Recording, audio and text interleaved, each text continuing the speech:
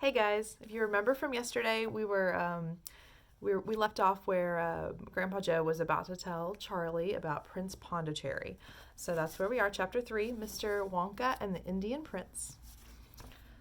Prince Pondicherry wrote a letter to Mr. Willy Wonka, said Grandpa Joe, and asked him to come all the way out to India and build him a colossal palace entirely out of chocolate.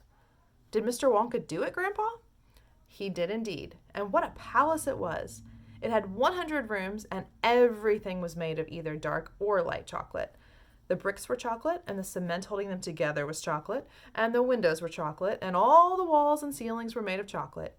So were the carpets and the pictures and the furniture and the beds, and when you turned on the taps in the bathroom, hot chocolate came pouring out. When it was all finished, Mr. Wonka said to Prince Pondicherry, "I warn you, though, it won't last very long, so you'd better start eating it right away."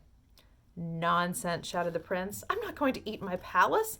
I'm not even going to nibble the staircase or lick the walls. I'm going to live in it." But Mr. Wonka was right, of course, because soon after this there came a very hot day with a boiling sun, and the whole palace began to melt, and then it sank slowly to the ground, and the crazy prince, who was dozing in the living room at the time, woke up to find himself swimming around in a huge brown sticky lake of chocolate. Little Charlie sat very still on the edge of the bed, staring at his grandfather. Charlie's face was bright, and his eyes were stretched so wide you could see the whites all around. "Is this all really true?" he asked, "or are you pulling my leg?" "It's true!" cried all four of the old people at once. "Of course it's true. Ask anyone you like." "And I'll tell you something else that's true," said Grandpa Joe, and now he leaned closer to Charlie and lowered his voice to a soft, secret whisper. "Nobody ever comes out." "Out of where?" asked Charlie. "And nobody ever goes in."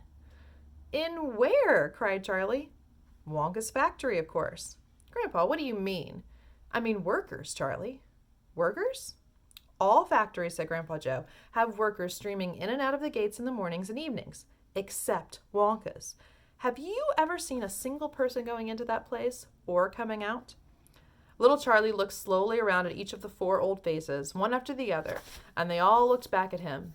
They were friendly, smiling faces, but they were also quite serious. There was no sign of joking or leg pulling on any of them. "Well, have you?" asked Grandpa Joe. I really don't know, Grandpa," Charlie stammered. "Whenever I walk past the factory, the gates seem to be closed." "Exactly," said Grandpa Joe. "But there must be people working there." "Not people, Charlie. Not ordinary people, anyway." "Then who?" cried Charlie. "Aha, that's it, you see. That's another of Mr. Willy Wonka's clevernesses." "Charlie, dear," Mrs. Beckett called from out where she was standing by the door, "it's time for bed. That's enough for tonight." "But, Mother, I must hear." "Tomorrow, my darling." "That's right," said Grandpa Joe. "I'll tell you the rest of it tomorrow evening." All right, guys, that's the end of Chapter 3. We'll pick up with Chapter 4, The Secret Workers, tomorrow. Have a good rest of your day.